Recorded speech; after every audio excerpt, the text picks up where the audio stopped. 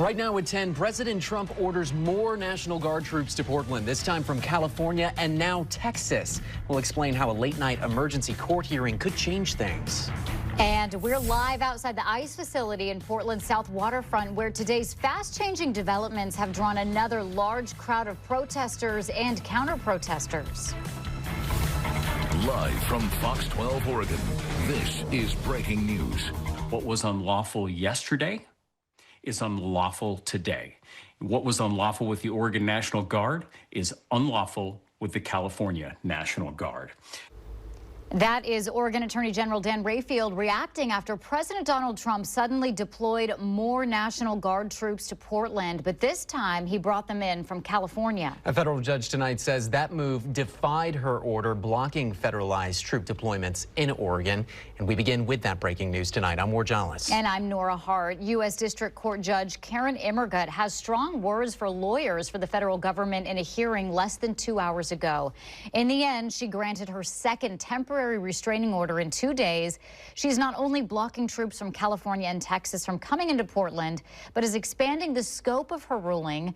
Her new order blocks federalized National Guard troops from any state in America from deploying to Oregon. Judge Immergut said, quote, "It seems to me that the conduct of the defendants now seeking the National Guard from Texas to go to Oregon is in direct contravention of the order this court issued yesterday." Well, this all started early this morning when California Governor Gavin Newsom shared on social media that the president ordered 300 members of California's National Guard to Oregon. Governor Kotek says she knows at least 100 of those troops already made it to Camp Withicum in Clackamas by midday, and more were on the way. The move came just a day after Judge Immergut temporarily blocked the president's plan to deploy members of Oregon's National Guard to Portland. The Trump administration arguing that the National Guard is needed in the city to help protect ICE agents as they carry out their work in Portland and to help battle Antifa and domestic terrorists. The judge's ruling on Saturday sided with Oregon's Attorney General Dan Rayfield, who argued the protests in Oregon were not significantly violent to require the military. She said that Trump's perceptions were, quote, simply untethered to facts. And tonight, Oregon Governor Tina Kotek, Portland Mayor Keith Wilson, and Attorney General Rayfield all calling the president's actions to circumvent that order flat out wrong. What was unlawful yesterday is unlawful today. What was unlawful with the Oregon National Guard is unlawful with the California National Guard. The judge's order was not some minor procedural point for the president to work around like my 14-year-old does when he doesn't like my answers. We've worked really hard in the state of Oregon from 2020 on to have better crowd control techniques. There are clear laws of when you can be using tear gas, for example. We're not following any of those. We're also hearing that they're having social media influencers on the rooftop filming. They are clearly trying to antagonize the crowds. They are antagonizing folks who are there to lawfully demonstrate, and that's got to stop. All of us care about public safety, but you do that by working in partnership, and you do that by working in collaboration. In D.C. this morning, President Trump doubled down on his views of Portland and criticized Judge Immergut's ruling. We're going to look at that. It was amazing. Portland is burning to the ground. It's insurrectionists all over the place. It's Antifa. And yet the politicians who are petrified. Look, the politicians are afraid for their lives. That's the only reason that they say, like, there's nothing happening. And you've seen it. The place is burning down, and they pretend like there's nothing happening. President Trump also called out Judge Immergut for, quote, not serving him well. It is worth noting that she was actually nominated to Oregon's federal bench by President Trump back in 2019. And she was confirmed by the full Senate after receiving bipartisan support from the Senate Judiciary Committee. Meantime, the crowd has been growing at Portland's ICE facility throughout the night as people reacted to the back and forth over the deployment of troops. Fox 12's Julia Lopez is there now. Julia, what's it looking like so far tonight? Well, things have escalated a bit just in the past hour after what was a mostly uneventful day. About an hour ago, for the first time today, we saw tear gas deployed, we saw an arrest made, and pepper balls shot onto the ground. I'll take a step aside so you can see exactly what we're looking at outside of the facility gates right now. I was here most of the day yesterday, and I can say the scene does not compare to what we saw then. Yesterday, there were hundreds here at a time, and tonight we've seen about 100 people cycling in and out of the facility. Yesterday, we also saw a lot more chemical use, a lot of tear gas deployed yesterday, and again, we've seen just one deployment tonight. We have had crews here all day who have reported that it's been mostly peaceful, but let's show you what happened tonight about an hour ago. Around 8:40, we saw the gates to the facility open and officers come out. I then saw them tackle someone to the ground as they were clearing the driveway. They are on the ground for about a minute before that person is carried through the gate. And it was just about a minute after that that officers remained outside and the crowd did not move. So we then heard pepper balls deployed and followed quickly by that canister of tear gas. And shortly after 9, we saw an ambulance enter and exit the facility. We don't have any word from officials on who it was that is in that ambulance, if it's the person who was arrested or if it's an officer that was hurt. No word on that yet. It was a different scene here even just a couple of hours ago. I spoke to a mix of people here tonight, some who do not want troops in Portland and others who say that we need them.